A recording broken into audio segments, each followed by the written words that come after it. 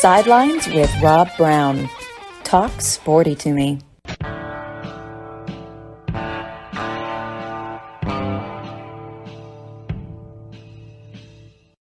Hi. Good morning. Welcome to fun on this Wednesday, midweek, going into weekend number 7 of the college football season. Rob Browne broadcasting live from Red River Ford Toyota in Wynne, Arkansas. Keep in mind they're open every Monday through Saturday, 9 a.m. to 6 p.m. Service department on Saturdays open 7:30 in the morning till 12:30. 25 service bays. They'll get you squared away. They will deliver cars, trucks, and SUVs anywhere. Remember, anywhere. So check them out on the website, redriverfordtoyota.com. Thank also great sponsors like Gateway Tire and Service Centers. We go the distance for our customers and the communities where we do business. Jimmy Hodge is on with us right now, or somebody fell over. I heard or Mitch. Okay, Mitch Davis is there with us. We got a great show. Mitch Davis, the MitchDavisShow.com will be on in the first segment. Second segment, Johnny Ballpark Franks checks in from Nashville, a man who's interviewed more Heisman Trophy winners than anybody in these here United States of America. Okay, that's pretty cool. Over 13,000 interviews on his shows. Top of hour number 2, Rodney Orr checks back in yesterday. Pterodactyl took him away from us, but he will be back today. Tighter Insider. It's only $48 a year. Become a Tighter Insider. Become a subscriber to Tighter Insider. Fourth segment, Yancy Porter checks in from Oxford, Mississippi. The Rebels sit at 6-0, and they've got the Harsin Tigers, the Auburn Tigers, coming to town this weekend. That'll be fun. And of course, we know there's a big one up in Knoxville, Tennessee at home against Alabama. The biggest concern I have, if I'm Tennessee, watch out. Don't think home field advantage is enough. Think of Alabama as a 6-foot timber rattler. Okay. You ever shot a snake before, a cottonmouth or anything like that? They're lethal for a long time. Alabama right now is wounded. For them, with their standard, it was like a loss to be a close game with Texas A&M. This is the kind of game that Nick Saban and his staff, as part of his process, absolutely thrives in. You look at Alabama coming off of a close game the following week or a loss, and there ain't been but, 25 of them in 16 years. Nick Saban is, I think, now 181-25 as a coach. Watch out, Tennessee. You're playing at home, but you're most likely to get mugged in your own driveway. That's just the way this stuff works. Alabama, holy cow. Alabama should be the thing coming in. Alabama coming into this game should be, I would think they're a prohibitive favorite. I don't know what the line is. I'm not even looking at it yet. I do pay attention to those things, but I think that Alabama is going to be a handful. I think Tennessee's really good. I picked them to go 10-2. Watch out, Tennessee. But let's go ahead and get started. I want to say, give us a follow on Twitter at @sidelines_live.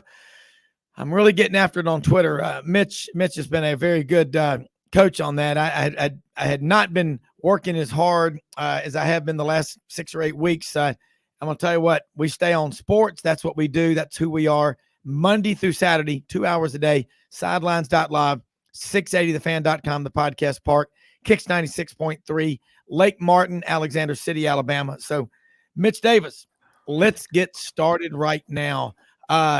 All things Mississippi are good right now. The Bulldogs down in Starkville are 5-1. Ole Miss is 6-0, and they've got just what the doctor ordered. An Auburn team coming to town that they can't score. The kids haven't quit. They're playing their tails off.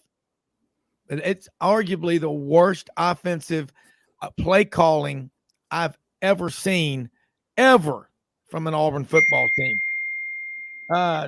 Mitch, what do you think?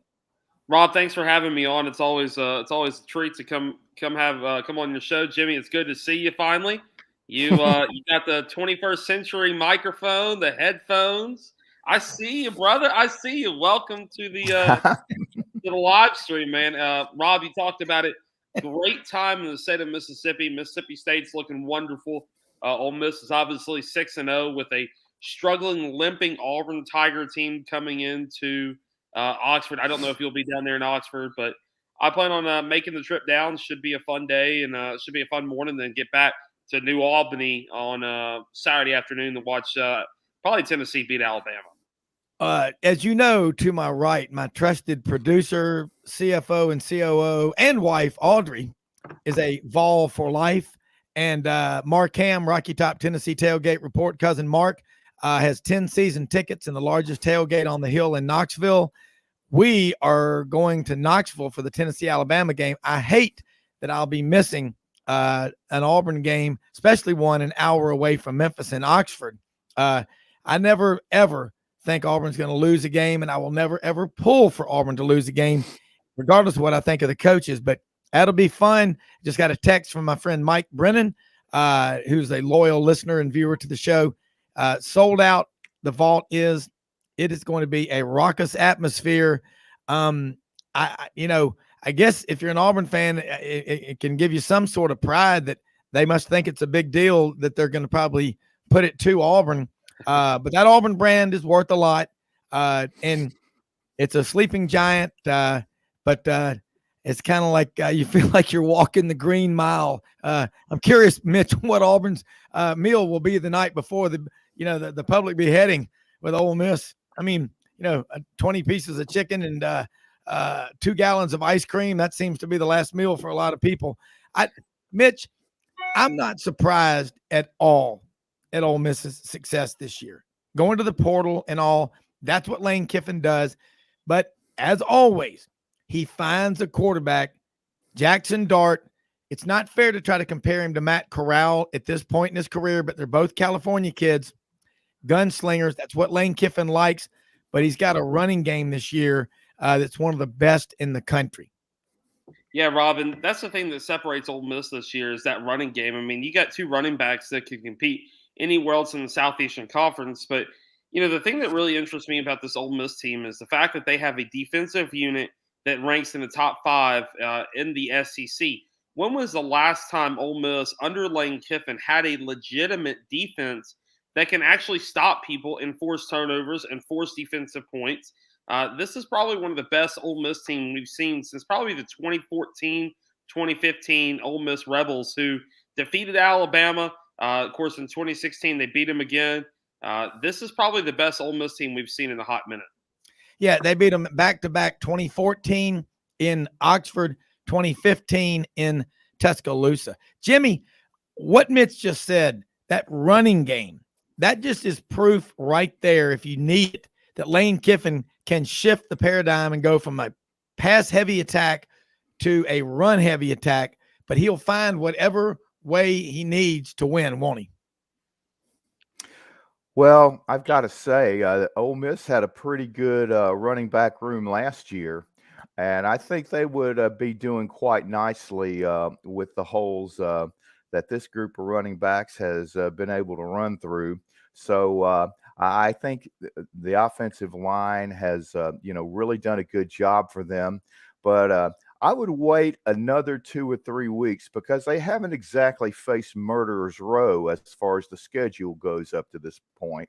And that back end of the schedule, I think, will tell us a lot more. But, you can tell right away when you watch Ole Miss, though, that they're better on both sides of the ball up front. They have much more depth. And, when they lose a player, it's not as noticeable now because they have a guy that can come in the game and, play at almost the same level. So there's no doubt about it. I mean, Kiffin really has everything working in Oxford right now. Mitch, what Jimmy just said, it is the back end of the schedule. And it's the same thing for Mississippi State, which we'll get to in a minute. But 6-0 is 6-0. What are you concerned about? Let's start with Saturday's game. If you, as an Ole Miss guy, I know you cover Ole Miss, Kentucky, Mississippi State, you cover a lot of schools. What are you concerned about going up against this high-powered Auburn offense.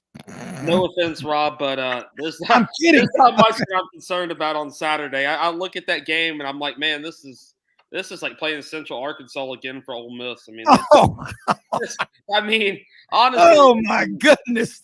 Listen, everybody knows I love Brian Harsin. I'm what? Well, I think he was given the wrong. I think he was just given the keys to a wrong program. Not a good fit for him. But man, that Auburn's terrible. that's the best way to put it. I'm not really concerned with Auburn. Next week, I do want to see how Ole Miss responds to the road environment in Death Valley at LSU. Ole Miss has not played but one true road game all season. Well, Georgia Tech, but there was 60,000 Ole Miss fans. I mean, it wasn't really a road game per se. There's a lot of the alumni base there in Atlanta is very heavily for Ole Miss, and they played well against Georgia Tech. Against Vanderbilt, they struggled in the first half, found their rhythm in the second half. I want to see what Ole Miss does in a true road environment where there's 60 to 80,000 screaming fans going against you. But, Rob, I said this in the start of the season. Things are starting to take shape in the stars where the SEC West crown could be decided at the Egg Bowl. It's not out of the realm of possibility. Let's say Alabama loses this weekend. Mississippi State, let's be honest, they're likely to beat Kentucky, even with Will Levis. Kentucky still doesn't have an offensive line. They don't have a good defensive unit, especially against a pass-heavy offense like Mississippi State has. Let's say Mississippi State maybe runs the tables. They upset Georgia at home, which is, again, not out of the realm of possibility. Ole Miss defeats Alabama November 12th. They're in Oxford. We could be sitting here having a conversation come the last week of the season, the day before Thanksgiving, and talking about how the Egg Bowl could decide the SEC West crown. It's not out of the realm of possibility. And honestly, Rob, it's really good to see the state of Mississippi be on the spotlight right now the way that it is. You got Jackson State. They're winning big down there in the SWAC. I love Deion Sanders. I hope he never leaves Jackson State. It's just a great time for the state of Mississippi right now. Well, it's a lot like 2014 when you had that. It started October 4th for like the next 5 weeks. You had Mississippi State was the first team ever ranked number one in the college football playoffs when they came out in November of 2014. And I look at, you look at Ole Miss and you look at Mississippi State. This game this weekend, going on the road to Lexington. Kentucky has lost 2 in a row. Lost at home to South Carolina. Shane Beamer, that was his first win ever as a head football coach against a ranked team on the road. Is Kentucky. We saw this in the first game of the season. Kentucky only had 53 yards rushing. The left side had a couple of freshmen starting on the offensive line. Again, with or without Will Levis. I look at Mississippi State and Zach Arnett's defense, the way they're playing. And if you look at the 3 years, Mike Leach has been at Starkville. They were averaging in his first year, 2020, 44 yards a game rushing. I mean, 44 yards a game rushing. That's nothing. Next year, 65, now 105. The more they run the ball, the more rest they get for their defense. And again, Zach Arnett is one of the more underrated, under the radar defensive coordinators in college football. I think Mississippi State, they're at 5-1 in the back end of their schedule. After this, they've got Alabama, they've got Auburn, Georgia. They've got they got Ole Miss. I mean, it's not going to get any easier. Rob, that's a really good point, but it's also really good to see Mississippi State running the football. You touched on that. I mean, look at how they're running the ball against very good competition. And the thing about it is, unlike Ole Miss, Mississippi State has played some pretty decent competition, especially when you look at Arkansas and Texas A&M, who everybody thought that they were going to be a lot better than they are. They still got the talent. They still got the coaching staff down there at Arkansas and Texas A&M. And Mississippi State embarrassed both of them. I mean, they absolutely embarrassed both of them. And then you look at the Memphis game, Mississippi State shut down Memphis. They held them to 20 points, which is a good explosive offense. Obviously, I know what happened on Friday night. I'm sure we'll talk about that. But Mississippi State, Ole Miss, man, a lot of great things are really happening on in the SIP. And you know what they're doing, Rob, is going into these JUCO football programs, because I've been to 4 JUCO games already this year. I went to Northwest, ICC, Then I was at Tupelo High School last week or 2 weeks ago for the Kentucky Ole Miss game with Tupelo High School to see them play Oxford. Yeah. State of Mississippi, you got Mississippi State recruiting the JUCO guys, Ole Miss recruiting the JUCO guys, and also going into your Tupelo High Schools, your Oxford, your Madison Centrals, your Brandons, and going to watch the in-state talent. Both Mississippi State and Ole Miss are doing a phenomenal job at keeping the in-state talent in the state of Mississippi. And honestly, you have to give credit to Mississippi State. Mississippi State has always kept that in-state talent in the great state of Mississippi. Well, they have done a great job with junior colleges. There's 17 junior colleges in the state of Mississippi. But, Jimmy, we're about to go to a break. When we come back, we're going to talk about the dangers of that. And but look at the opposite, what Lane Kiffin is doing at Ole Miss, going to the portal. And you say, well, what's the difference in the portal and junior colleges? In the portal, you're getting guys that have been to college usually for a year, some of them longer. You know that they have acclimated. They've been through the summer training sessions and all like that.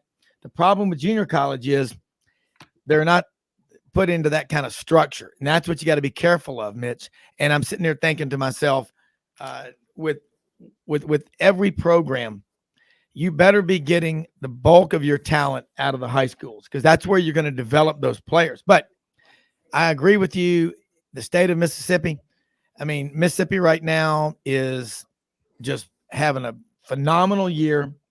It's going to get tough. It's going to get really tough in the second half. Of course, I thought last Saturday we talked about it, Separation Saturday, but we'll talk more after this quick break.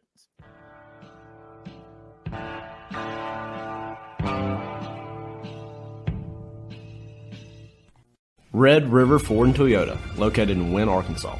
If you're in the market for a new or used car, truck, or SUV, call, go online, or drop by and see them. Located 45 minutes from Memphis, go off the 4-city exit on I-40 and go north about 15 minutes on Highway 1. Easy to work with and still believe in customer service. If you live out of town, they will deliver your vehicle to you. RedRiverFordToyota.com. Just see what they can do.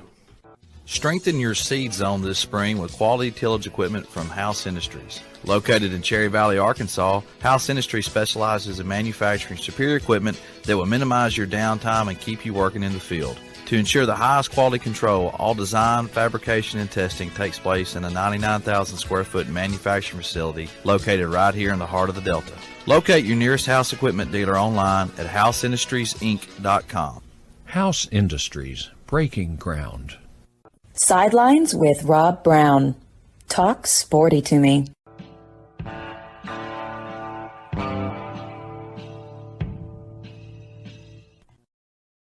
All right. It's Tiny Elvis here with you. Look like I shrunk on this screen here. Audrey, I don't know what we can do with that camera, but Mitch Davis, Jimmy Hodge.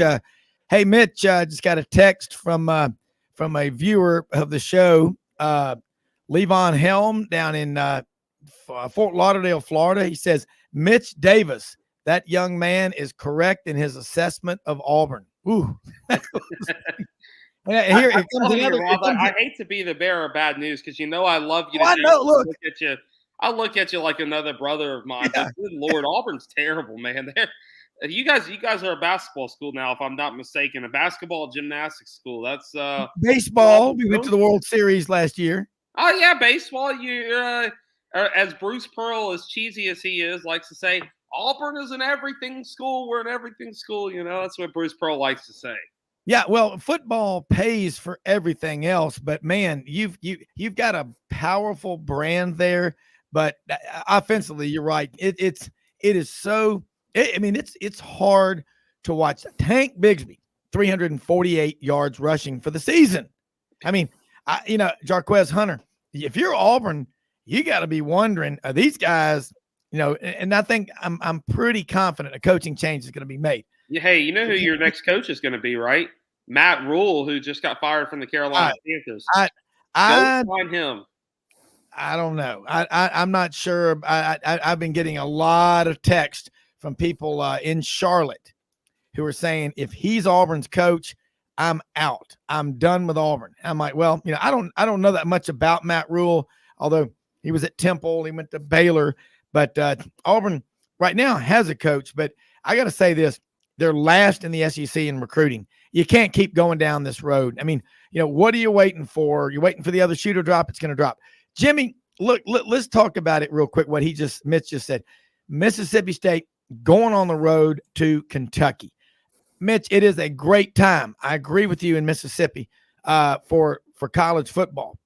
Jimmy, let's kind of do a real rapid fire roundtable here in 30, 40 seconds. Do you think State goes up there and does a little WWE curb stomping in Lexington, KY Saturday? Yeah, I think they'll win by a couple of touchdowns just because of the way they're playing with tremendous confidence. And, Levis has, missed a week. He's going to try to come back. I don't know how much he's been involved in the game plan because he really got beat up at Ole Miss. And I think they want to keep him from getting any live contact as possible leading up to the game. And the Kentucky offensive line's obviously struggling. So, just with momentum and the confidence State's playing with, I got to go with the Bulldogs to get it done. But if Kentucky could come out there and give a competitive performance, I think that would help with their confidence because right now they're shaky a little bit in that area. Yeah. All right, Mitch, Jimmy Hodge just said it as Jack Crystal, the legendary longtime 58 years, the golden microphone of the Mississippi State Bulldogs would say, wrap this one in maroon and white. The Bulldogs get the win here in Lexington, 42-17. I don't know what it's going to be, but Jimmy's thinking a couple of touchdowns. Mitch, got to throw this one at you.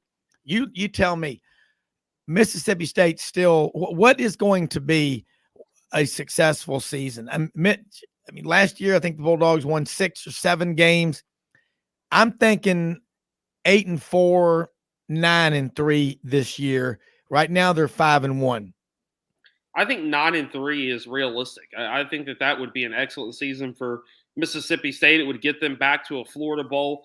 Obviously, I think a lot of things come down to the Egg Bowl. And this year, the Egg Bowl is going to be a lot more competitive than it has been the last 2 or 3 years.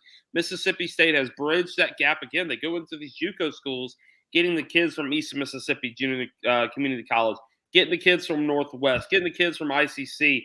They're getting the in-state talent where Ole Miss is going out to California and all these other places and getting guys who don't understand the magnitude and the beauty of the Egg Bowl. I love the Egg Bowl. It's my favorite rivalry in college football. I've been to it, gosh, I don't know how many times, 8, 10 times. I love the Egg Bowl. Even though I didn't grow up a Mississippi State fan, didn't grow up an Ole Miss fan, I love the Egg Bowl. I think Jimmy would agree, and I would anybody. There are more fights in that rivalry than any other rivalry in college. It's not even close. You got the preppy frat boys at Ole Miss going up against the farming and more inner city Mississippi State people from Jackson and Brandon, and you got all that combination. You got the rich versus the poor, and those people hate each other. And Rob, Jimmy, this. I'm marrying into Mississippi State. I cover Ole Miss, but I'm marrying into the Starkville boys. And I am started to ring a cowbell, wear a little maroon, because honestly, as much as I love Ole Miss fans, I love Oxford, there is something special about Starkville. It is very family-oriented. I love the cowbells. I think it's a cool tradition. That's why this year I'm going to be ringing the cowbell at the Egg Bowl this year. Holy shnikes. Well, I'll say this, that atmosphere in Starkville, 62,000, that giant jumbotron they have, in the cowbells, say what you want. That's what makes college football so cool, are the traditions. Technically, you got to stop ringing your bell once the quarterback gets up there, going to the line of scrimmage. But it's just a nonstop, the entire game going on like that. It is that rivalry. That's what part of what makes that rivalry so special. But again, you've got the Mississippi State and Ole Miss. It's a class warfare, and there's no. I don't think there's any respect between those two schools. You look at Auburn and Alabama, there is respect between those two. You will not see a fight on the field between Auburn and Alabama players. Might see a few. I will say this, Rob. I think a lot of it stems from Mississippi State people look at Ole Miss as they've had everything handed to them. They're the doctors, they're the lawyers. They're the SEC's favorite. I mean, my goodness, when Ole Miss beat Kentucky a couple Saturdays ago, everywhere on the SEC Instagram and Facebook page, it was Ole Miss content. It was Ole Miss this, Ole Miss that, Ole Miss, and all this other stuff. But it was no Mississippi State. They had just beaten Texas A&M the same day. There was no pictures from Davis Wade Stadium. There was no pictures from the crowd. And honestly, if I was an Ole Miss person, here's just my little rant, I would be embarrassed on how much Kentucky took over their stadium a couple weeks ago. Kentucky took up a legitimate side of the stadium. I know they want to say, oh, you couldn't tell because it was Ole Miss blue and Kentucky blue. There's no difference. That side of the stadium opposite the press box where I was standing was about 75 to 80% Kentucky fans. There was at least 20,000 Kentucky fans down there. Well, let me say this in defense of Mississippi State. Look, I've heard this all my life about Auburn and Alabama. Auburn's the farmers. Come on. I know so many Auburn people that are successful, make a ton of money, and they're the engineers, architects, veterinarians. They've got a college of business now with 6,400 students in it, and it's every bit the best business school in the state of Alabama. And Mississippi State, their architecture school is outstanding. Got a really good vet school, really good college of business. They have an honors college. They obviously agriculture. Don't talk about farmers with your mouth full. I always love it when I hear that about these rivalries. But at Ole Miss, they have a top 5 accounting school in the country. Really good law school, outstanding Department of Finance. And I think those rivalries, kind of the Horatio Alger, little guy against the big guy, that sounds good when you're writing, but in reality, I know a lot of people that are State grads and fans, and a lot that are Ole Miss fans and grads, and economically, I can't tell you a nickel's worth of difference between the two of them. I'm not jumping on you, Mitch. I think that rivalry, just like Auburn and Alabama, in Auburn and Alabama, there's a lot of money at those schools, and they give a lot back to those schools. But what's going on at Ole Miss right now, a $2 billion fundraising campaign they're about to wrap up, Mitch, $1.5 billion for academics, $500 million for athletics. And State has had better facilities for a long time than Ole Miss had. Think about Leo Seal and some of the people they have that support that university. But you know what it is? Here we are talking about it, and it's paying off with 5-1 and 6-0. I mean, you're and 2 baseball national champions. You got to exactly. give credit. I mean, you got 2 baseball national champions. You got women's basketball at both schools that's very competitive. Men's basketball is on the rise. Mississippi State just hired Chris Jans, who's a great coach. Kermit Davis is likely to have his best team he's ever had at Ole Miss. Things are going really good in the state of Mississippi, and before I get off there, and I got like 2 minutes left, I do want to give credit to Jackson State and Deion Sanders and what they're doing in the historically black colleges. I mean, Deion is, you might love him, hate him, whatever, but what he is doing for the African-American community in the state of Mississippi and in the South is far none better than any other coach in any HBCU history. Deion is going in. He's telling these African-American kids, hey, stop playing the victim. Let's go out here. Let's play football. Let's play as brothers. And he's really putting on for the state of Mississippi. And I am so daggum proud of what he's doing. And I know a lot of people around the communities in the state of Mississippi who look down at Jackson State, who maybe come from, your historically African-American communities in the state of Mississippi. And they're looking to Deion for guidance and leadership, especially during the water crisis down there in Jackson, Mississippi. Well, look, one thing about football, it pulls everybody together. Nobody ever cares if teammates, black or white. Who cares? That's what's great about sports. That's what I love about sports. And the great thing about college football is the fans are coming back in huge numbers. Although you're right, Ole Miss fans, stick around, stay the full 60 inside the stadium. You can go to the Grove and go out there and have your fun. Grove is overrated. Let's just be honest, Rob. No, it's not. Grove is vastly overrated. I think it's a lot of fun, but what it is it's a beautiful place, but everybody's got places where they tailgate. But anyway, in Starkville, they have a cool setup down there. Any ag school is always going to have a beautiful campus. State's got a great college of agriculture, architecture, engineering. I'm going to tell you, academically, I'll put State up there. It's a really, really good school, and their alumni have a lot of money. Like you say, the center of the universe for college baseball is where? Mississippi. Okay, Mitch, ran out of time. Tell people how they can follow you. Great stuff as always. And I know last week we missed each other on your show, but if it's not bowling league night tonight for you, I'll be on. We should be having a show as long as we don't have any technical difficulties tonight, Rob. I'll send you the link, 7:30 tonight. Hey, themitchdavidshow.com. Check it out. We've got a Tennessee-Alabama article that I published late last night talking about embracing the moment, how exciting everything is down there in Knoxville. Going to have another Mississippi State Ole Miss article coming up probably within the next couple of days. I really appreciate everybody coming on. Go check out Tiger basketball next Sunday. They return home against Christian Brothers. I'll be there. Look forward to seeing everybody out at the FedEx Forum. Hey, some schools are an everything school. Mitch, you're an everything reporter. Love it. Talk to you next week. Thanks. Thanks, Rob. All right. Jimmy, looking here, Johnny Ballpark Franks is going to step in with us here in a moment from Nashville. I think what's happening in Mississippi is people around in the border states are not paying attention to what is going on at Ole Miss and Mississippi State and Jackson State. It's an incredible celebration.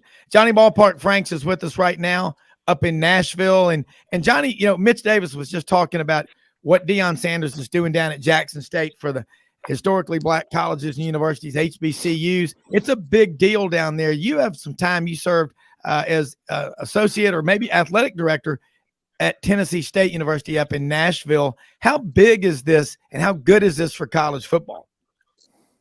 I have mixed thoughts about that because, I think Deion Sanders is thinking about Deion Sanders.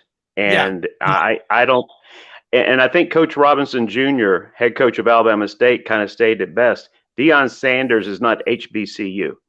I'm more HBCU than Deion Sanders. So great for college football, not great for HBCUs. Yeah, and here's the reason I said I don't know Deion Sanders from Adam, but when I talk to people that are Florida State people like you, who I have a lot of respect, love, and admiration for, I don't get this. We love him. You ask Auburn people about Bo Jackson or Frank Thomas.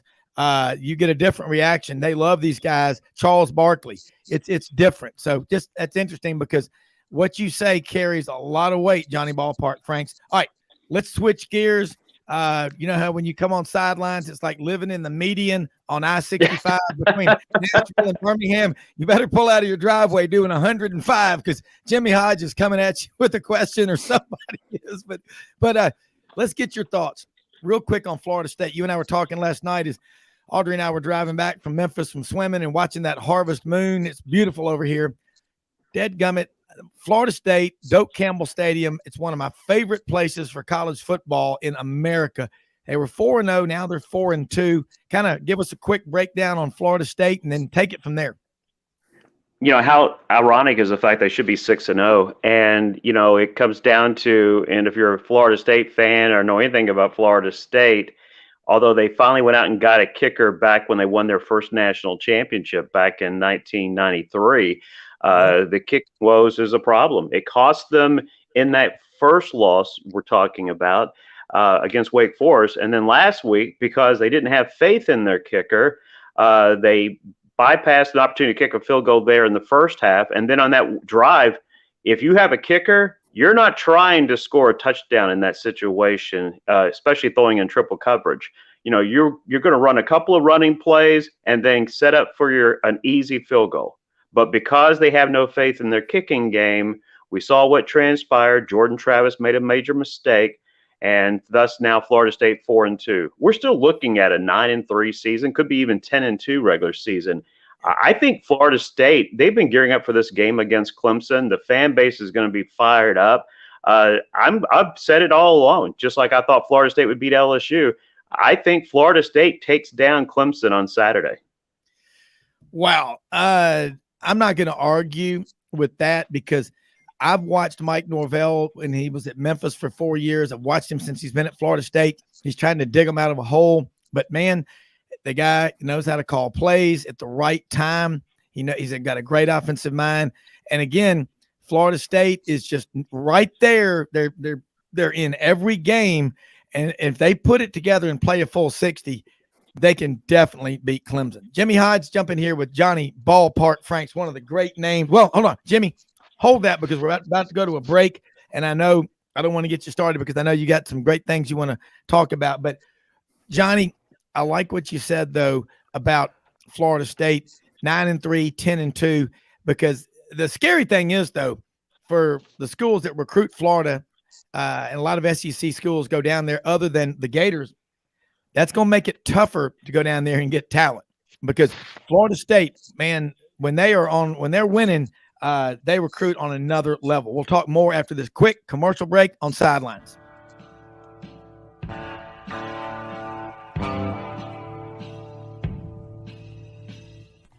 Red River Ford and Toyota, located in Wynne, Arkansas. If you're in the market for a new or used car, truck, or SUV, call, go online, or drop by and see them. Located 45 minutes from Memphis, go off the 4-city exit on I-40 and go north about 15 minutes on Highway 1. Easy to work with and still believe in customer service. If you live out of town, they will deliver your vehicle to you. RedRiverFordToyota.com. Just see what they can do. Strengthen your seed zone this spring with quality tillage equipment from House Industries. Located in Cherry Valley, Arkansas, House Industries specializes in manufacturing superior equipment that will minimize your downtime and keep you working in the field. To ensure the highest quality control, all design, fabrication, and testing takes place in a 99,000 square foot manufacturing facility located right here in the heart of the Delta. Locate your nearest House equipment dealer online at houseindustriesinc.com. House Industries, breaking ground. Sidelines with Rob Browne. Talk sporty to me.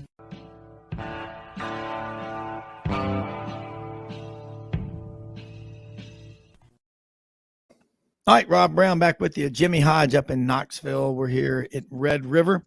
Johnny Ballpark Franks in Nashville. And Jimmy, in talking, Johnny makes a great case for Florida State to get a win this weekend over Clemson. Clemson sitting there at 5 or 6 in whatever poll you're looking at.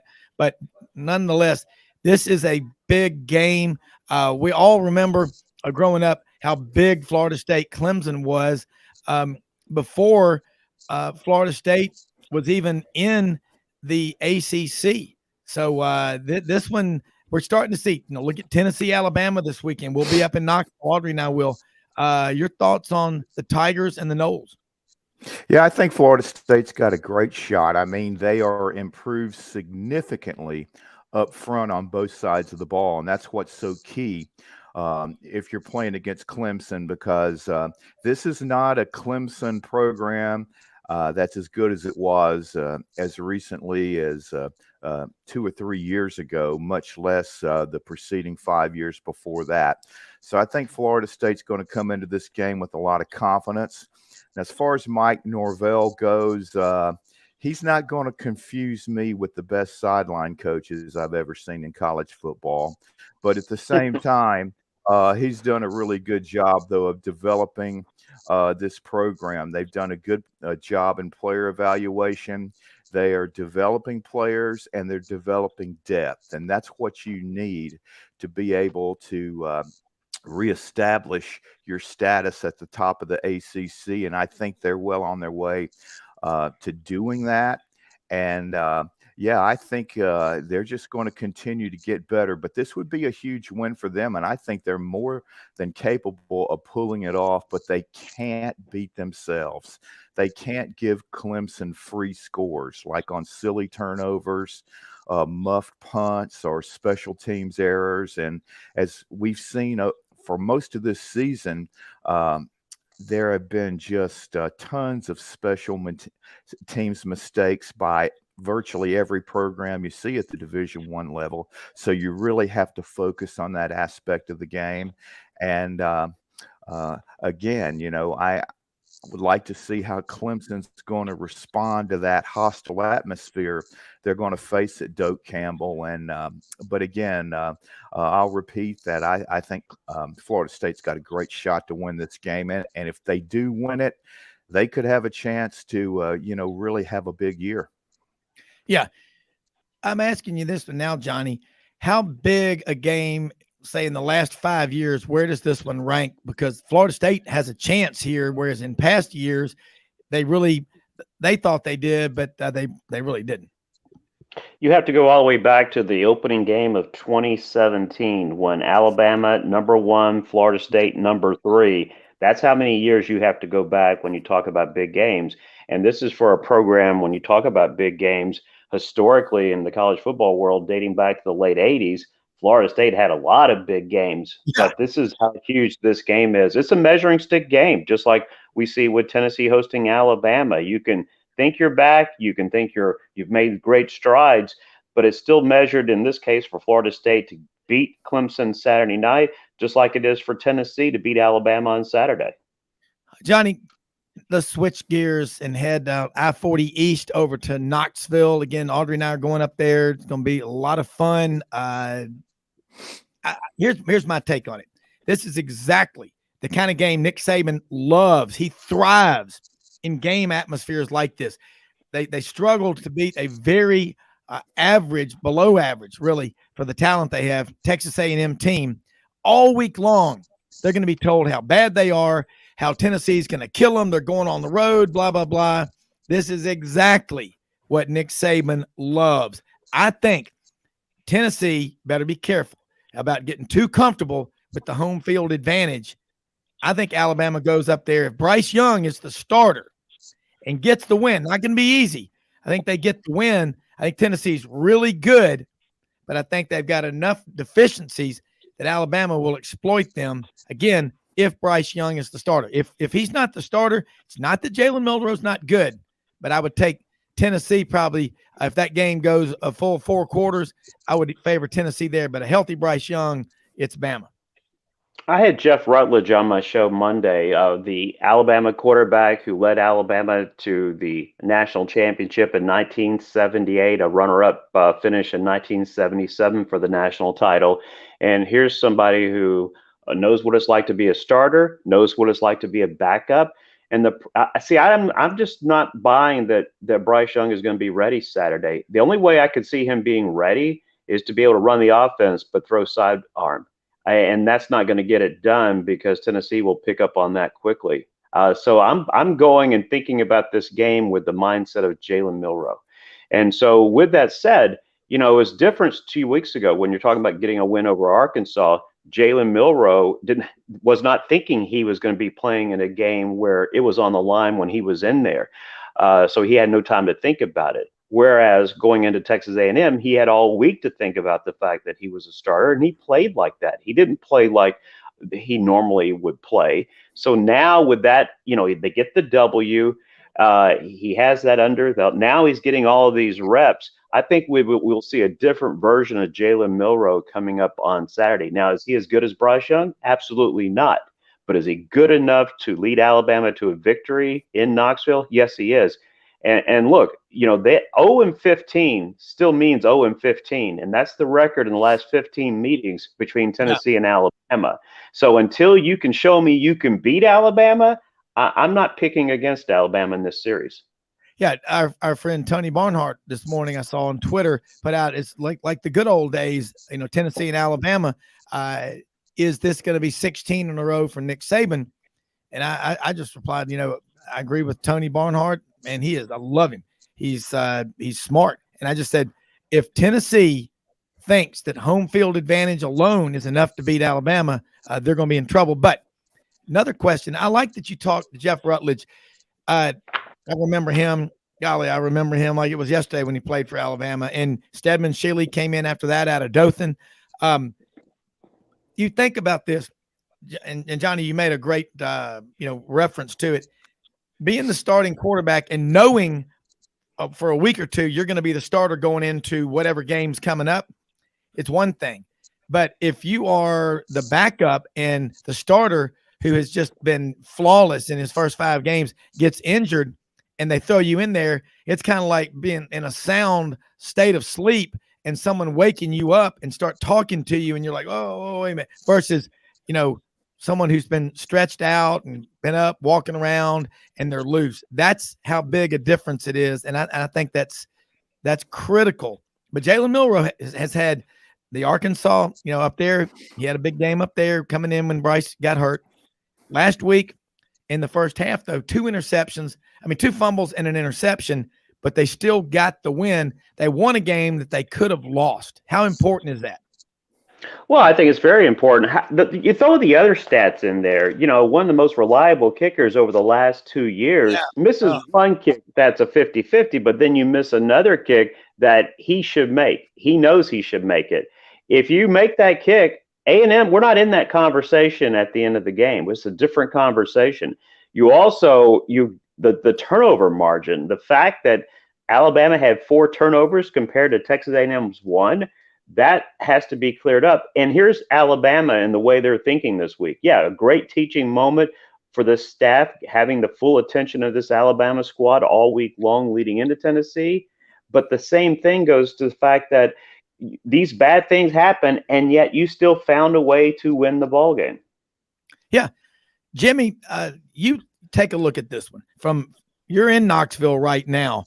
They're not still talking up in Knoxville about the LSU win, because if they are, they're in trouble, because Alabama is coming to town and they've been a problem for the last 15 years. When you've lost to a team 15 years in a row, you're not talking about the game you played the week before. I wouldn't think. I just was curious, because if they are, they're in big trouble. Well, I think they really see an opportunity here to break the streak. And I do believe that it's true that when you've been on the short end of a long losing streak, all the pressure's on you. You're kind of feeling that, man, if we don't win this year, do we really think we can go to Bryant-Denny next year and break the streak? So you really feel the pressure of trying to break it at home. But and you've got the tools to do it. You've got one of the top offenses in college football, and you've been, for the most part, injury-free, except they're not going to have Tillman for another 2 or 3 weeks, which is, their outstanding wide receiver. But Hooker is having a Heisman Trophy caliber season. They're playing with a lot of confidence. But one thing that I think Tennessee has to guard against, and that is thinking because of the ease they beat LSU with, that they can do that against everybody. And I think it needs to be noted that LSU is the only SEC team Tennessee has played that did not have a quarterback who could exploit their major weakness, which is the secondary, and especially at the corners, because they just didn't have to worry about that with Daniels. And that's why I think it's so important that Bryce Young not only has to be able to play, but be at 100%, because Milroe, you can tell he is not comfortable going through progressions. And he's a lot like Daniels, the LSU quarterback.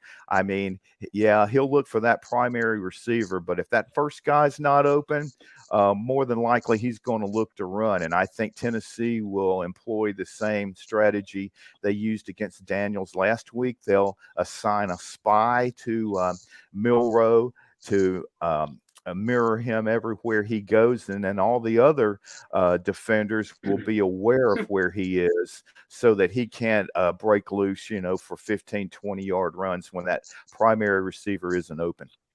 Yeah, I'm going to use my interviews with my Heisman Trophy winners to come up with one on this one. What did in Archie Griffin's very first game with Ohio State? What did he do? Very first opportunity to touch the ball as out there representing the Buckeyes, he fumbled.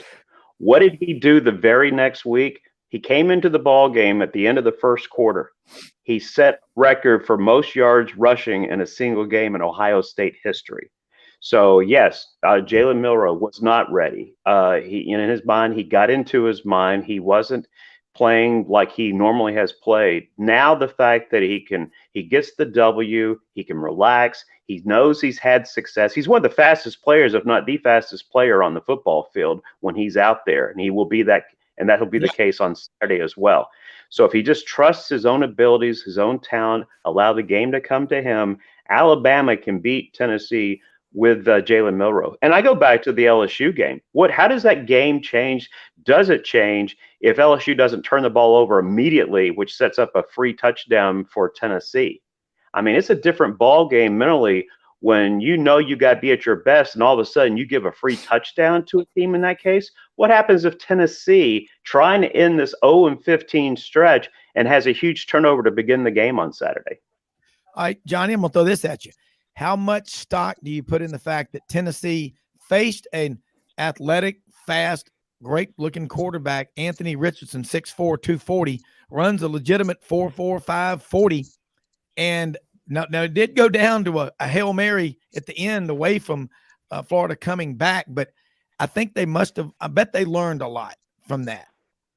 They learned a lot from that, but here's the thing. How much can you learn? Because the defense that Tennessee will be facing on Saturday against Alabama, we're talking about a few steps up compared to Florida's defense. Yeah, I agree. Yeah, and Johnny, I'd like to throw in there with Archie Griffin, though. Back in those days, it was the Big Ten was the gigantic 2 and the little 8. The competition he was facing wasn't quite what you're seeing in the SEC West. Wait a minute. Well, you say that. You could say that about the Big Ten. I mean, how about the fact that Nebraska, which gets plastered by Oklahoma, Texas then hands Oklahoma its largest shutout in program history. How about this matchup? The winner of Michigan and Ohio State takes on Nebraska for the Big Ten championship this year. So I'm just throwing that out there. When we talk about some weaknesses in some divisions, I mean, the Big Ten West, oh my gosh, how pathetic is that division? Well, let me throw this one at you. Jimmy and Johnny. Mel Tucker, to show his thanks last year after getting that $95 million 10-year contract at Michigan State, his team went out and lost 56-7 to Ohio State. And I think it's now an annual tradition. They went out this year, Michigan State against Ohio State, and got blown out again. Man, the more things change, the more they remain the same. Well, the contract wasn't signed until after that slaughter. It became public that's what the offer was going to be before the game, and the Michigan State administration had no problem sticking with it. And now this year, you're looking at a situation where it's unlikely Michigan State's going to make a bowl. Yeah. Johnny Ballpark Franks, how do you cover that big, ugly mess? If you win, it's okay. Saban is underpaid for what he's done for Alabama. But Mel Tucker, again, it's the size of the contract. You're putting the cart before the horse. I mean, look, he had to put himself in the position. He had to have success before they offered him that kind of money. So he took full advantage. He was way ahead of the curve as far as the transfer portal was concerned. Being able to, understanding the fact that, hey, I've got weaknesses all over the field here. I can bring in double digits of transfer portal individuals and immediately see a difference in my program. Give full credit to what he was able to do. Look, if he was able to do it once, he can do it again. So, yeah, this is not where Michigan State wants to be. They're 0-3 in conference play, 2-4 on the season. But with that said, if you have been able to pull it off before, I feel like he can pull it off again. Yeah, hey, Johnny, I'm going to jump in here, though, on that. You don't blame Mel Tucker. If you get that kind of offer, you obviously take it. But the Michigan State administration for decades has shown incompetence, not knowing about the Larry Nassar goings on. Oh, yeah, absolutely. They knew about it. No. They knew about it. Well, I'm not buying that they didn't know about it. They just chose to ignore it.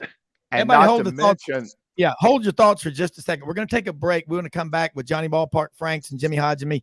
We talk about that because you're darn right they knew, and they looked the other way, and it cost them a lot of money, and it's costing the school.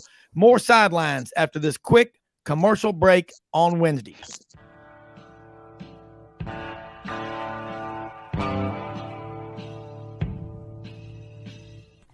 Red River Ford and Toyota, located in Wynne, Arkansas. If you're in the market for a new or used car, truck, or SUV, call, go online, or drop by and see them. Located 45 minutes from Memphis, go off the 4-city exit on I-40 and go north about 15 minutes on Highway 1. Easy to work with and still believe in customer service. If you live out of town, they will deliver your vehicle to you. RedRiverFordToyota.com. Just see what they can do. Strengthen your seed zone this spring with quality tillage equipment from House Industries. Located in Cherry Valley, Arkansas, House Industries specializes in manufacturing superior equipment that will minimize your downtime and keep you working in the field. To ensure the highest quality control, all design, fabrication, and testing takes place in a 99,000 square foot manufacturing facility located right here in the heart of the Delta. Locate your nearest House equipment dealer online at houseindustriesinc.com. House Industries, breaking ground. Sidelines with Rob Browne. Talk sporty to me.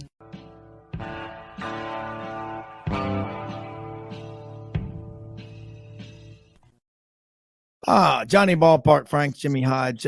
Johnny, I'm going to throw this one at you. Michigan State, what they did, and they're not the only school that's been, ignorant. Look what Penn State did all those years. Good grief with Jerry Sandusky. I hope the people that were complicit and looked the other way have been shown the door and permanently banned from college athletics. Yeah, I had a conversation once with the former Big 12 commissioner, Dan Beebe, and we talked about the changing landscape of the football world with all the conference realignments that was going on, and this was a decade ago. And one of the things with regards to playoff, et cetera, was, it's going to take some deaths before you get to see some of these changes. And what I mean by that is losing some of the old way of thinking. To me, I will not forgive Michigan State and that fan base and that administration and the boosters. Same thing with Baylor. There are certain programs that I absolutely pull against. And I grew up a Bama fan and a household of Auburn fan. Do I pull against Auburn? Absolutely not. I want Auburn to go 11-0 before they take on Alabama each and every year. But there's certain programs I never want them to have success with their athletics program because they've got their priorities and their moral compass totally out of whack. Yeah. And again, I've got lots of Alabama friends. I mean, my goodness, in my family, but there's respect and I can watch it with, Mallory, she's an Alabama graduate. I can watch the Iron Bowl with her if I'm not there, and whoever wins, I mean, we're not going to, I don't know that but that's my personality. I feel sorry for people who sit around on their butt all day or at a game just waiting to hear a score of their rival school that they're getting beat. If that's what it takes to make you happy, you need to start finding other things to make you happy. I worry about my school, want them to win. But yeah, if there's that malfeasance and looking the other way, I mean, I just can't look at Penn State the same. It's just, they took away 153 victories from Joe Paterno. And what did the NCAA do? They gave them back. In my opinion, they're gone. Look what they did to Alabama with a book deal. They took away 32 victories. I don't think they gave them back. No, and I've never liked Jimmy. I've never liked the punishment of taking victories because that just totally. When I'm trying to compare stats and records and things like that, I've never liked that.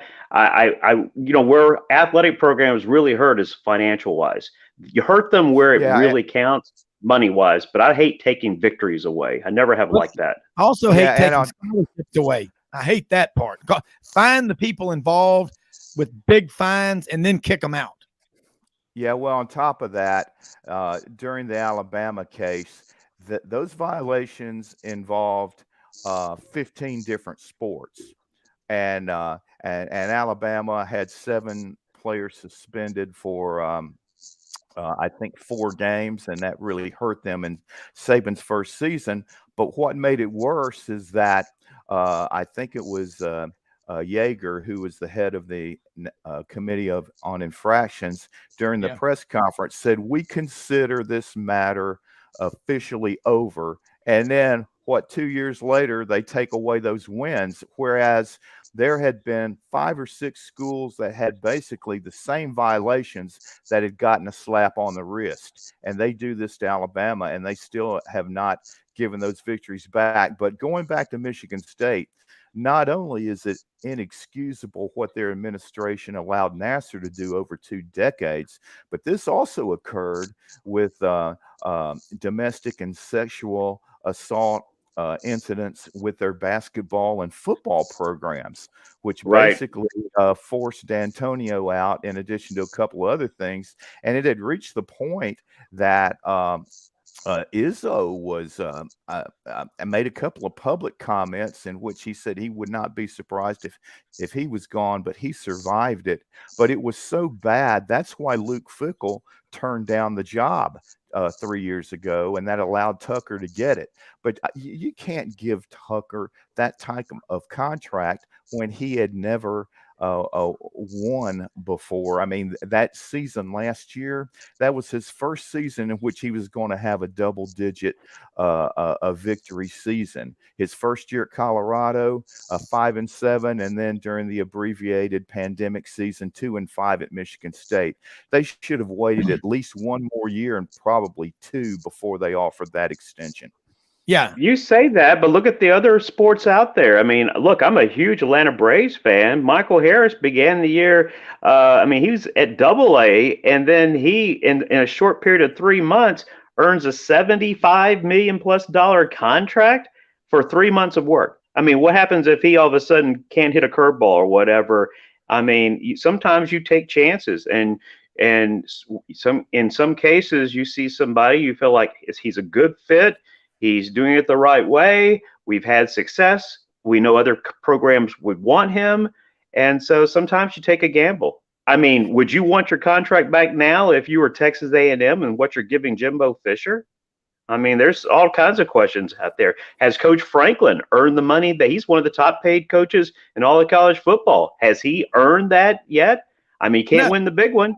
So, No. I mean, sometimes you just don't want anybody. If these agents are smart, and usually it's just a handful that's controlling the whole college football world as far as coaches are concerned, and they leak names where they need to. Although maybe, Rob doesn't want to be head coach for Maryland, but if I get his name linked to that, then I can get him. I can get all of his coaches raises. I can get a new practice facility. I mean, you do what you do now in this college football landscape.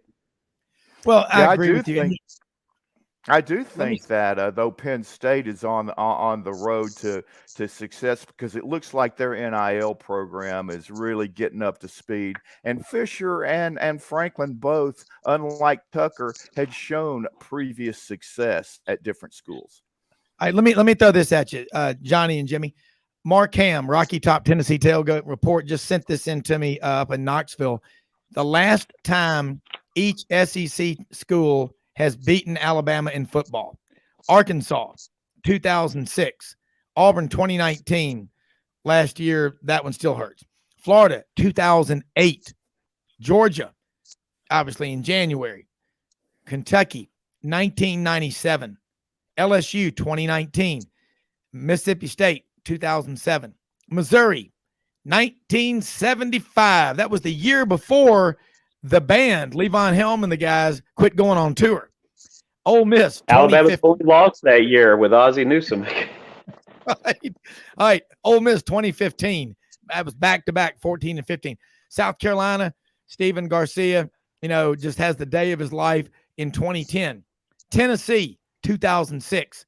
Texas A&M, last year, 2021. Almost did it Saturday night. And Vanderbilt, 1984. I remember Mac McCarroll was the starting fullback for that Vanderbilt team, went to MUS. Good guy, an attorney in Memphis. Wow. I don't know. And we're hoping that Rodney Orr can join us from Title Insider. He's having some issue getting on here. But, Johnny, wow. You know, nobody else, and you're exactly right. What agents do is, and I've got Ole Miss friends saying, Auburn's going to come get Kiffin, and I'm like going, I just don't see it.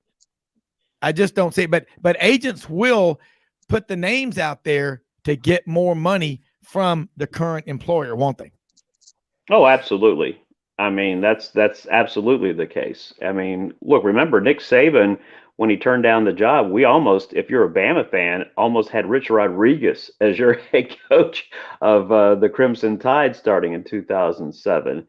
Hey, the agents are just doing their jobs. I don't blame the agents. No, I don't either. But I tell you what it is. You got fan bases should not be worried about their coach being taken away by an agent. He should. I mean, but that's where we are, and I would be willing to bet. You say that, but look at how many times that Nick Saban easily could have taken a job elsewhere. Look how many times his name was leaked elsewhere. Look at rumors that he almost left after 2013. I mean, so if you're a fan base and you've got somebody you're happy with and they're winning big time and exceeding your expectations, and then all of a sudden their name is getting leaked out there, I mean, you better be worried. I mean, Tennessee fans better be worried about Josh Heupel. Although, because of the way he was treated at Oklahoma, if that job opens up at the end of the year, I don't know how excited Josh Heupel would be returning if Mama calls, per se.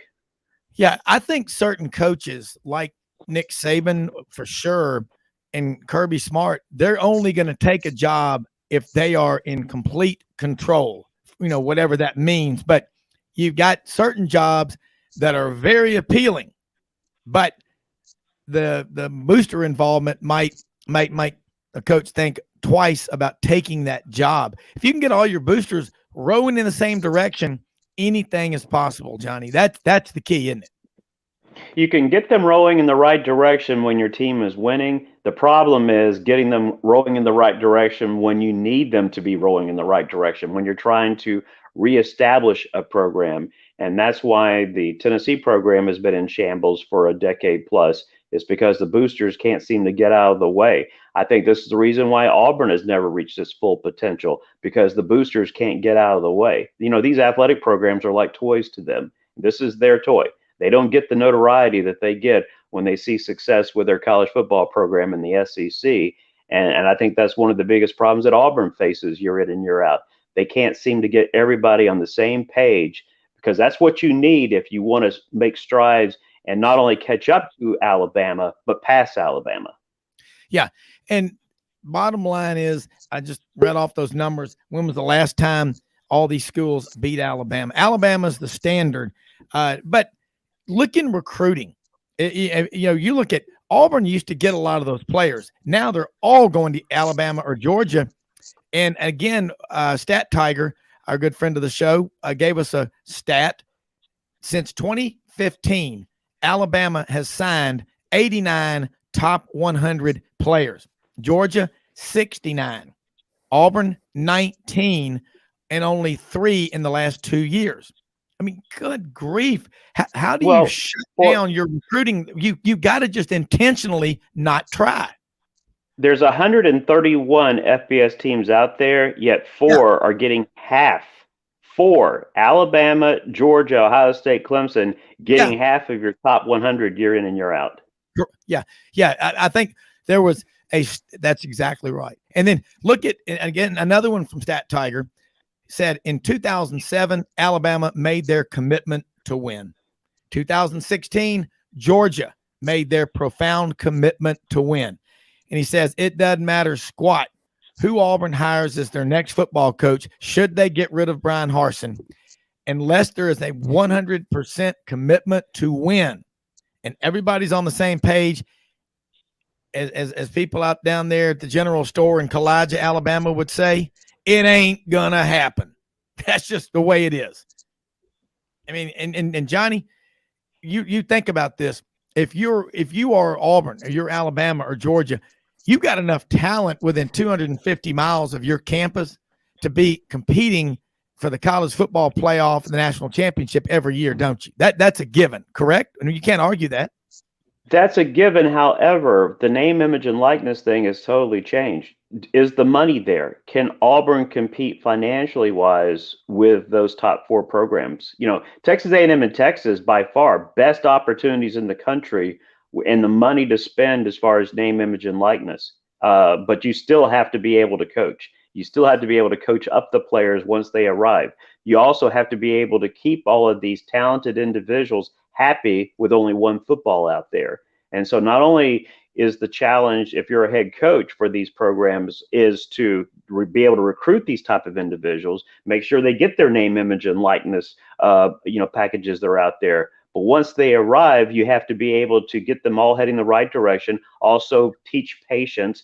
And look, it's hard to do, especially now with the transfer portal where you don't have to sit out anymore. If I get beat out for a job, I mean, how many players are then transferring out because they don't want to be the 5th or 6th string player on the roster when they can see other opportunities out there? Yeah, and that's the concern is Alabama's lucky. Now, Jalen Milroe just came in the spring as a true freshman, went through spring practice. How many schools out there can now say they have a legitimate quality backup, or 2 quality backups? Before the portal became the law of the land, October 15th of 2018, 42% of quarterbacks would graduate or use up their eligibility at a school other than that school they signed with out of high school or junior college. I'm talking, that's a high school stat, 42%. I bet that number is a lot higher now, isn't it, Johnny?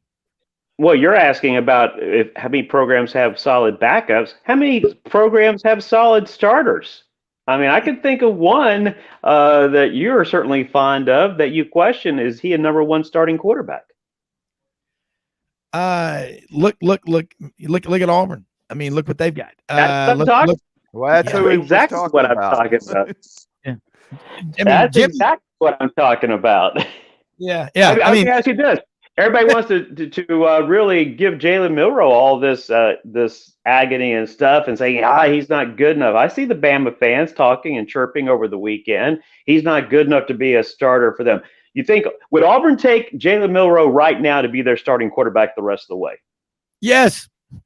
Thank you. That's all I got to say about that. Johnny, our good friend Kevin Skarbinski, a great writer, great sports writer, had a wonderful column in the Birmingham Lead over the weekend. Auburn is helpless with Harsin, and until they make a change, Kevin knows football. You know football. Jimmy knows football. You're about to have to go to a break. So anyway, this is great stuff as always. And Johnny, I appreciate you staying on extra with us. Love having you on. Hopefully Rodney Orr can join us here in just a minute. But tell people, again, we got about 45 seconds, how they can follow you and keep up with your great work. Love the Archie Griffin story. Want to talk about that one and more next week. Yeah, it's really easy. Just follow me on Twitter at BP Frank Show. You can also keep up with me on Facebook at Johnny Ballpark Franks. I try to post everything at both locations. And then every Monday, you just download the Sports app, and you can hear my weekly show 5 to 7 Central Time on the down in Huntsville in North Alabama. And certainly appreciate, as always, having a chance to talk football with you both. Hey, look, great as always. I heard a great quote from football coach who said, I can talk to these kids in practice every day and they may be hearing me, but I'm not sure I'm getting through to them. You definitely get through to us and the listeners when you're on. So, thank you, Johnny Ballpark Franks, for being on here with us. Let's do this. We're going to take a quick commercial break. We're going to be back with more. Jimmy Hodge and I will be talking more college football after this quick 1-minute break.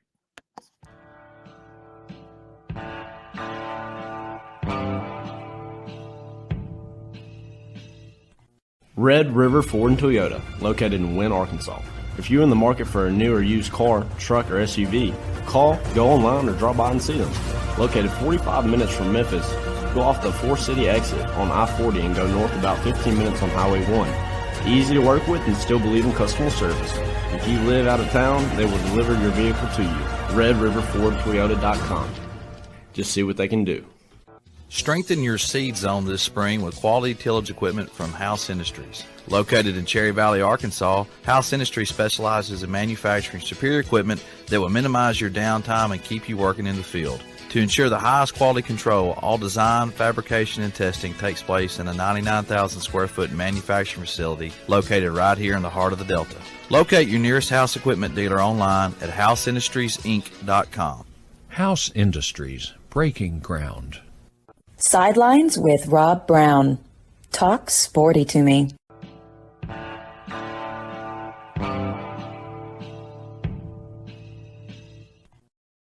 All right, Rob Browne and Jimmy Hodge back here. Another a few more minutes here. Hopefully Rodney Orr will be able to join us. Yancy Porter comes on here in about 11 minutes. We're going to be talking about Ole Miss, what's going on over there. Jimmy, in talking about Johnny left us with a great topic, and that's how many Division I, there are 131 now that James Madison is D1, 131 D1 schools. How many of them have a quality starter at quarterback? And again, I was talking about the backups. Georgia fans. Think about the Georgia fans, Jimmy. What about Carson Beck? What about these other 4 and 5 stars? Why are we playing Stetson Bennett? Because he gives you the best chance to win every Saturday. The coaches know better than anybody. I don't know about you, Jimmy, but I haven't been able to go to practice in a long time and see what's going on there. That was a great time. I bet it'll come back. You watch. When the fans have had enough, and the athletic directors and around the country start saying, "Man, we've pushed the fans so far back. We've maxed out. Let's invite them back." Those days are coming. But think about it, Jimmy. 12 of the 14 quarterbacks in the SEC this year were returning starters. Is it making that big of a difference? But look how many of them have been injured. Yeah, well, that's when it makes a big difference is when those starters get injured, because you might have some backups that have a high ceiling. They may have a lot of athletic ability, but if they don't have any game experience, especially in the SEC West, you're going to find out in a hurry. So, there are a lot of schools that you could say may not have a great starting quarterback, but I'm telling you what, in the SEC, you better have somebody that can at least be efficient and not make mistakes. And that's where, when you look at Auburn and LSU in particular, the lack of a downfield passing threat is the most obvious problem with their offense, because if defensive coordinators see that you can't hurt them with the vertical passing game, then they're going to put 8 guys in the box and cover the receivers man to man. And they're just putting their bet down that the quarterback's not going to be able to take advantage of that, even if they get a step or two of separation on the defensive back. Okay, evidence of that, Jaden Daniels. I watched him in the Auburn game. I've watched him play a number of games this year. LSU's transfer from Arizona State. Miles Brennan wasn't good enough to be the starter. You've got Walker Howard there, Nussmeier. They've got some players, but they're sticking with Jaden Daniels. I don't think this guy's that good. I don't either. And I think from a long-term outlook, I think you got to give Nussmeier a shot, because he can throw the ball, but he's got to have experience. And then Jamie Howard is the legacy player who had a very successful and prolific high school career, but you don't know until you get these guys out on the field. And right now, I think Kelly's just looking at it from the standpoint, hey, we're still 4-2. We're going to Gainesville. That's not looking good. And if they happen to fall behind by a significant margin, in the second or third quarter, I think he could definitely look at giving Nussmeier and Howard some playing time, because they can both throw the ball. And if it so happens that Bryce Young isn't able to play on Saturday, and Milroe is struggling, or the offense is struggling because of the inability of the passing game to get going, I would not be surprised to see Ty Simpson come in the game, because he can definitely throw it. And it would just be a matter of how he adjusts to that raucous environment. But again, we won't know anything until kickoff, and then we'll find out if Bryce Young is going to be able to go or not. But yeah, we've seen this past weekend when the starting quarterbacks aren't available at Alabama, Kentucky, and Arkansas. And then, Haynes King had to go for A&M. I mean, it is noticeable. Well, you looked at the starters, the backups. I mean, A&M has their starter, Haynes King, gets beat out by Max Johnson. Then Max Johnson breaks his hand. Look at KJ Jefferson. You know, you look at Arkansas's situation. Malik Hornsby, he's fast. We got to get him on the field. We got to do something to keep him happy. Without KJ Jefferson, Arkansas, they had to go on the road, play at Mississippi State. They get beat 40-17. How many times has Dudley Dawson of Hogville.net, who will be on with us tomorrow morning in the first segment, said what the coaches at Arkansas say and everybody else? Don't run the ball so much. You're putting yourself out there. We know you're big, you're strong. You lost 20 pounds, but you're still a big physical guy that can run over people. But you do that too many times in this league, it's going to cost you. Not only did it cost him, but it's costing Arkansas. I mean, that's the frustrating part about it. Again, coaches will say this, I can talk to these guys all day long, but I'm not sure I'm getting through to them. Who are they paying more attention to? Madden football or NCAA football on a video game? Are they paying attention to their coaches, Jimmy? That's the tough part about it. What's going on in your head? And you've brilliantly painted that picture, which you're so good at, about a 19, 20-year-old kid. In this case, if it's Jalen Milroe going on the road, starting in that environment in Neyland Stadium, I'm going up there as a technically neutral observer. My wife's a Vol for life. Want her to be happy. Got a lot of Alabama friends in Tennessee. But this game, if you're Tennessee, if all you're talking about is the game is in Neyland Stadium, you better be talking about the matchups. And what's more important, Jimmy, than anything, how do you match up on game day? Real-time situations. All right, I want to ask you this. Mark Ham, Rocky Top Tennessee Tailgate Report, talked ad nauseum. And who does ad nauseum play for? He plays for Tennessee. No, but Hendon Hooker, the happy hooker.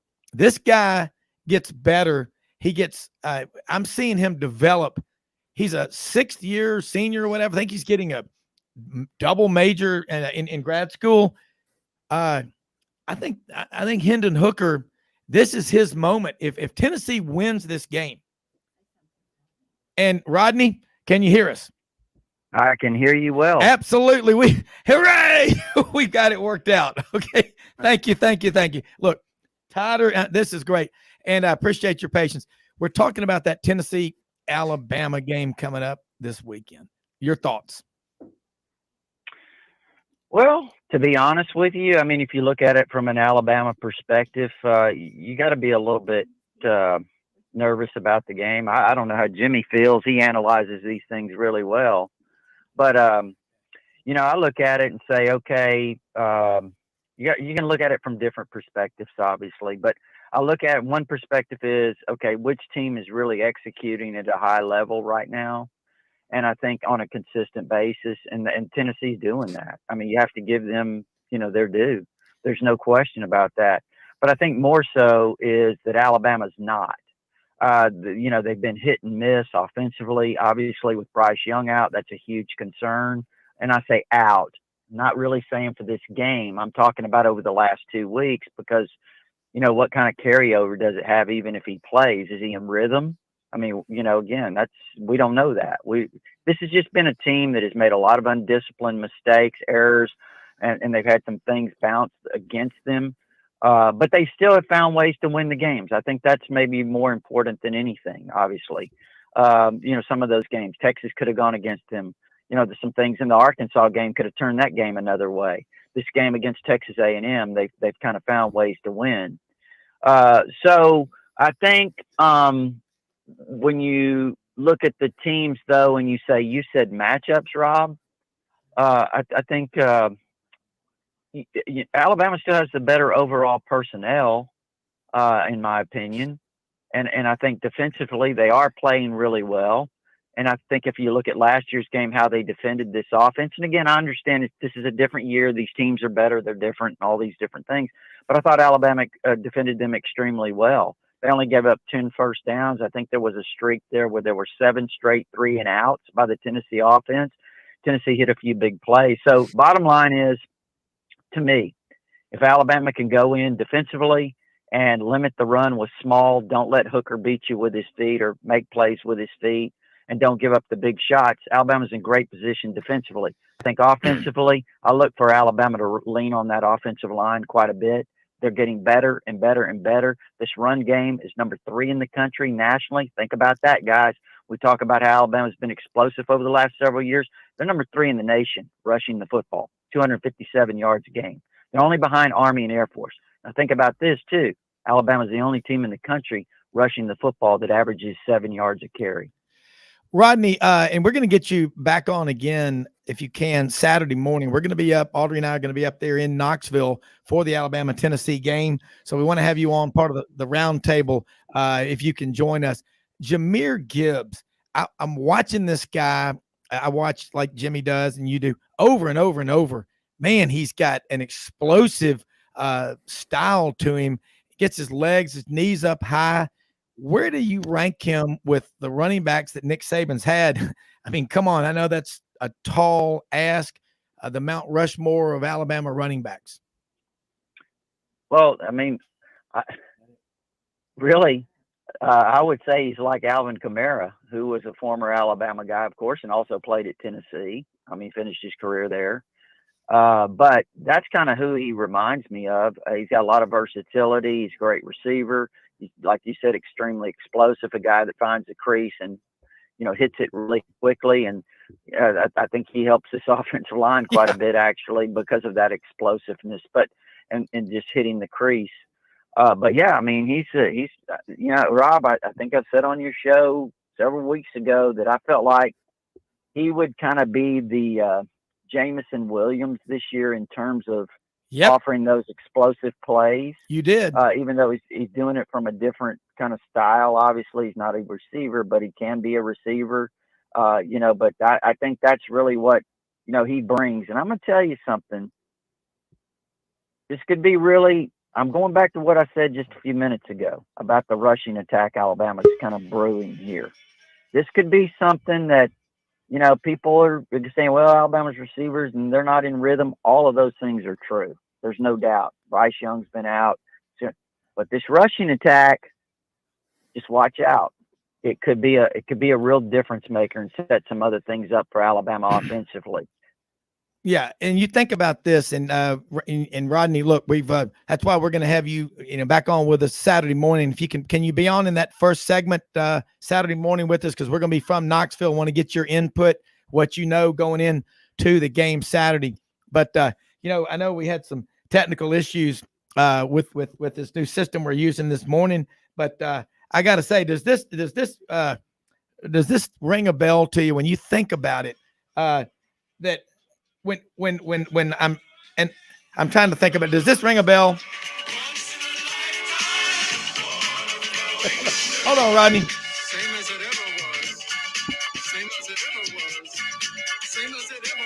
That's what I feel like right now, but we got you through it right now on this new phone system. So I just want to tell you, thank you for your patience, because you're a valuable part of the Sidelines team. Just become one of my favorite people we have on here every week. Always positive, upbeat. You find excuses to win, but tell people real quick how they can follow you, keep up with you, and look forward to having you back on Saturday morning up live from the Hill, home of the largest tailgate up there with Mark Ham. Yeah, it's tiderinsider.com. It's only $48 a year if you're an Alabama fan interested in, following us, and on tiderinsider.com. And, we've been doing this, Rob, this is a little bit of a plug, but we've been doing this longer than anyone else as far as Alabama's concerned on the internet. Yeah. In terms of an internet site, regardless of what some other people proclaim. But it's been a long time, and we've got, of course, our premium information, and also our All Sports Forum, which is our community of Alabama fans. And again, we've kept it at $48 for over 16 years now. Yeah. So that's tiderinsider.com. Can't say that for a gallon of milk, as you told me yesterday. Yeah, can you believe that? I mean, $7.29 for a gallon. Yeah, at a convenience store. Yeah, I totally agree with you. But Rodney, Thank you so much. Look forward to having you back on Saturday morning. We're getting closer to that big game, and there's a lot to talk about. Have a great day, man. Thank you, Rob. Take care. You too.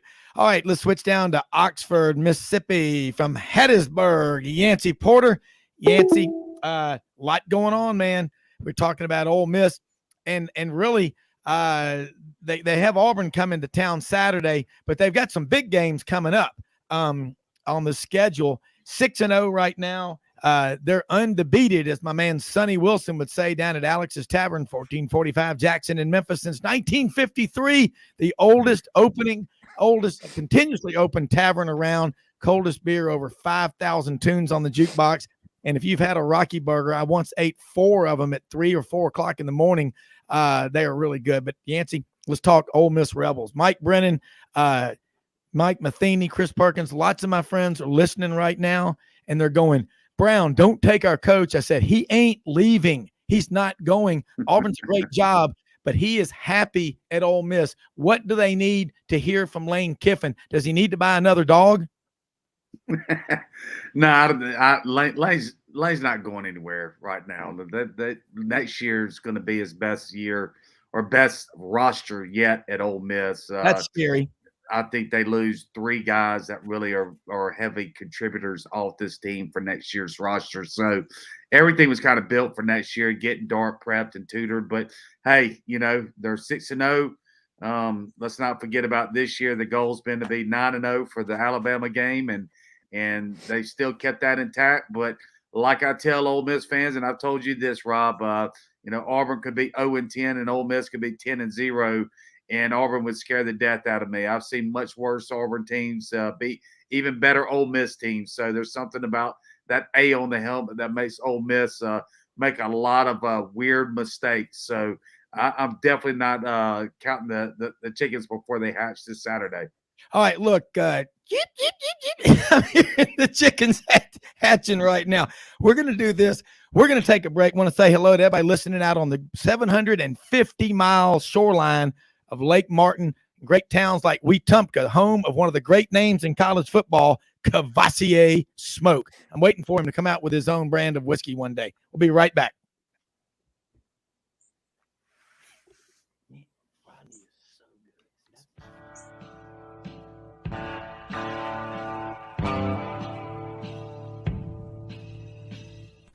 Red River Ford and Toyota, located in Wynne, Arkansas.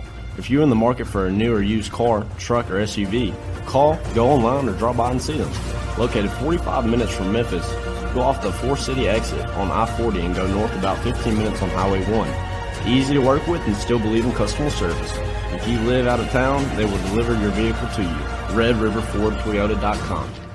Just see what they can do.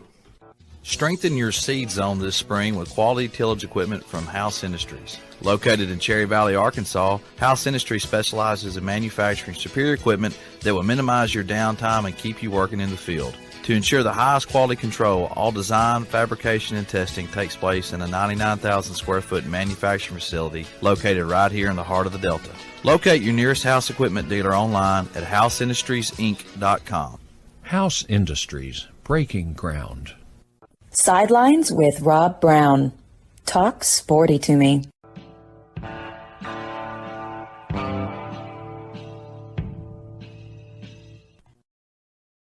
Here's one from the ghost of Hank Williams from Kalijah, Alabama. Says, ask that Yancy Porter fella if he thinks Ole Miss can run the tables this season with a new quarterback in Jackson Dart. Well, I mean, that's going to really depend on Alabama's quarterback health, right? When they face them, I believe 4 games down the road. So let's not get ahead of ourselves. But, Young, he's one of the most dynamic players in the country, if not the most dynamic, with probably the best roster, arguably the best roster. Maybe you can make a case for Georgia, Ohio State. So, but they do get them at home. 1 game at a time. Like I said, just don't get ahead of ourselves. But obviously LSU's having problems. Auburn's having problems. Arkansas's having some problems right now. A&M's having problems. So it really does set up nicely for Ole Miss to try to make that run and get to 12-0. I mean, this is what we talked about, you and Jimmy and I, all summer leading up to this season. I felt like Ole Miss's floor was 8, maybe 9. And again, I thought Arkansas would be the second best team in the SEC West, not A&M, but I thought Ole Miss would be up there in the mix. And again, Ole Miss has a lot of big games. They're all big at this level. But I'm just, again, I got to give you credit. You said early on, Jackson Dart is more of what Lane Kiffin likes and looks for in a quarterback, that gunslinger mentality. And I do think it's unfair to try to compare him to Matt Corral, what he was like last year. And by the way, he's one of my favorite Ole Miss players ever for the simple reason how tough that kid is. They had to physically restrain him from going back out on the football field in the Sugar Bowl against Baylor. But in that Auburn game last year, when he came back out there, I remember the look on Lane Kiffin's face when he got injured. That's what you love to have on your team. That alpha male, just BA, a TBA, and you know what that stands for. That's who you want as your quarterback in that huddle, Yancy. You don't want some wilting little noodle that goes in there and expresses doubt about what you can do. But, man, there's something about these California quarterbacks, and they're smart. You can tell they're smart. You know why? They got out of California. Well, I think Dart really won the team. Here we are, the three of us together, the Three Stooges. In about game 3 when he ran over a linebacker about 20 yards down the field, just trucked him in. That everybody was like, man, that's Matt Corral like, and he's got that dog attitude like Corral had, like Chad Kelly had at Ole Miss. Very similar attributes in that respect. Now they've kind of honed it down these last couple games against Kentucky. Vandy, he's been stepping out of bounds instead of trying to run people over. I think he knows the importance of keeping him uplifted and behind that huddle. They don't need him hurt. As we saw last weekend, I believe we had 5 or 6 SEC teams starting their backup quarterbacks. So, Dart's he's coming around. Look, and he had the talent. And when you have Lane Kiffin tutoring you, you knew that it was probably going to be a good probability. He was going to be pretty darn good by the back end of this schedule. I mean, Jimmy and I have been talking about it since last year, the way this schedule's set up for Ole Miss, right? Allowing these new pieces, 17 transfers to jail, also some true freshmen like we're seeing with Judkins and some other guys. But that's exactly what's taking place. Well, before we go to Jimmy, I got to give you a double thumbs up. You can't see it on here. Great call on Quinshon Judkins out of Park Crossing, the new town created right outside of Montgomery. This kid is a special player. Combine him with Zach Evans. It's a lot of fun.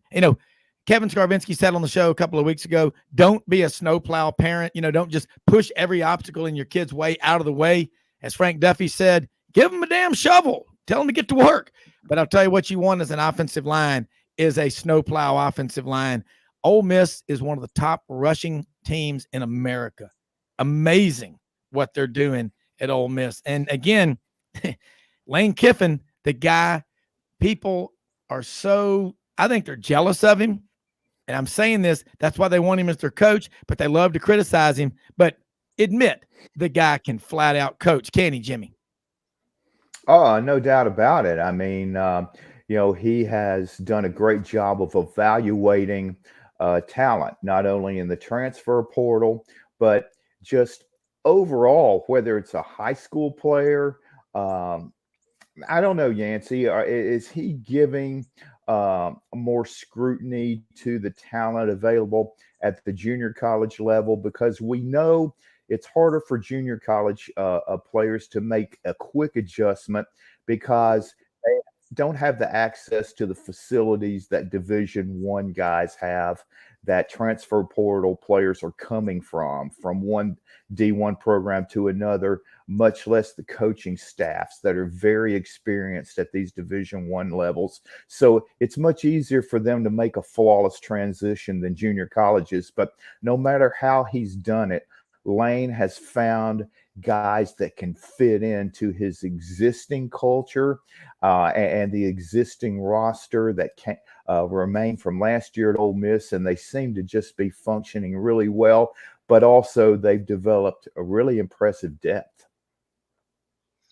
Yeah, I give a lot of credit to Chris Partridge, the defensive coordinator, who is Ole Miss's ace recruiter on that staff. For he talks in depth. If you probably haven't heard him speaking about recruiting, but they put a lot of emphasis on projecting how they're going to mesh with the team, mesh with the coaching staff, and the culture in general. And there's a lot of good players that they pass on because they don't think they're going to be a fit. And obviously, when you're taking 15, 17 transfers, you got to pick those right? Not only on a talent basis, but also on a culture basis, how they're going to fit in. And I think that's really the amazing job that they've done to me out of everything is just keeping everything together. I mean, honestly, I didn't see everything coming together quite like this. Could I have seen them at 6-0 at this point? Yes, but there's no problems off the field. All the players get along. The coaches and the players get along. You just got to give a really thumbs up to the ability to really mesh this team and recruit the style of players that would mesh with this team. Well, you got to recruit to your school. And, DJ Durkin in his second year at Ole Miss, defense was a lot better, about 40% better. They got 10 wins. I look at what's happening this year, offense and defense. You got new coordinators on both sides. Talk about the job on offense, because that being able to pivot from Matt Corral, and he would run. I mean, he was an absolute warrior. But look what Ole Miss is doing. Look at that backfield. Zach Evans, Quinshon Judkins. What did Judkins come out as? A 3-star? Yeah, he's just a mid 3-star player. Okay, so look at the numbers. 3,300 kids a year signed Division I scholarships. Maybe 1% are 5-star, Yancy and Jimmy. 350 to 400 are 4-stars. So that leaves roughly 2,850 of the 3,300 kids that signed Division I scholarships every year as a 3-star. Yancy, this is like a courtroom trial. I'm the judge.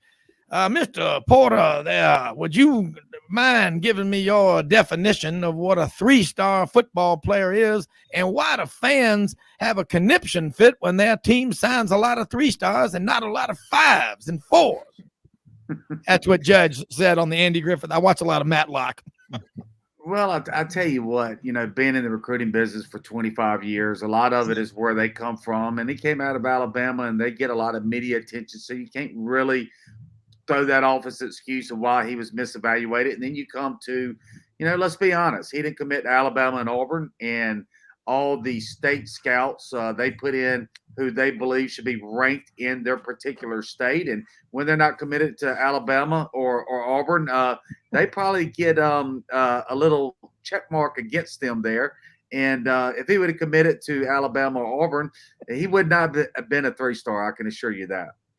If this was a courtroom trial, objection, I plead the 5th on that one.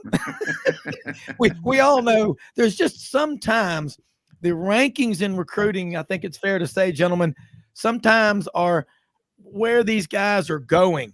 That happens in big state newspapers around the South. But I just think that this Quinshon Judkins kid, and really on the team of the century at Ole Miss, one of the best players, one of the players on that team, great defensive player, Chris Mitchell out of Town Creek, Alabama. He got to wear number 38, Chucky Mullen's number. Ole Miss has always come into Alabama. What is Birmingham to Oxford? 148 miles?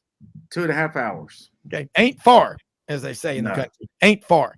So no, I mean, look, Quinshon's en route to 1,400 yard, 20 touchdown season as a true freshman.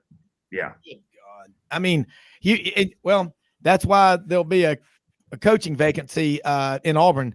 You got to get kids. You got to go. You got to try. I'm not saying you're going to get everybody or Alabama, but in the state of Mississippi, Yancy, recruiting really well, and you are really good. If you were a stock picker man, I'd like to hear what you got to say. Maybe you and I will go to the casino over there in West Memphis sometime and have some fun. But tell me this, the state of Mississippi the last few years has had some incredible talent. Can you clear something up? Because this is a question from a listener of the show today who's an Ole Miss fan who's asking, historically, the Jackson Clarion Ledger's top 40 players in Mississippi, almost half of them could not qualify academically. Are there different academic standards from the Mississippi high schools versus neighboring states like Alabama, Arkansas, Louisiana? Yes or no? No. Those days are over. Okay. Players not qualifying. Now, that was a huge problem 10, 15 years ago, but those days are over. Very rarely do you get players not qualifying anymore, even in the state of Mississippi where you got the poor state and, maybe, we'll leave it at that. Well, look, I want to say this. People want to rip on Mississippi, but Dad, I love that state. Spend a lot of time there. You live there, but you can't argue. And I'm not saying every Ole Miss fan or alumnus lives in the state of Mississippi, but a $2 billion fundraising campaign.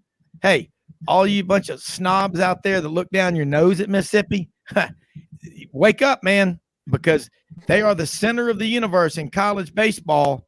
And per capita, state of Mississippi puts out more guys that go on and play in the NFL than any state in America. You know who's second and third?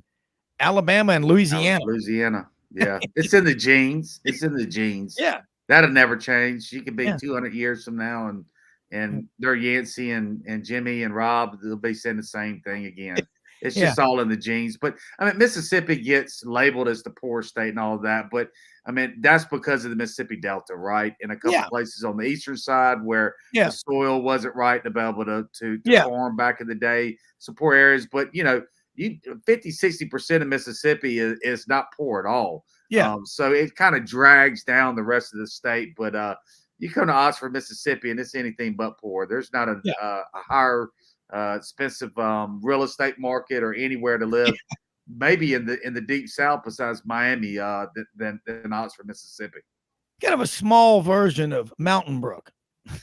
It's just without the mountains, okay? I mean, in Oxford, I'm over there a lot. You live there. Man, it's a cool place.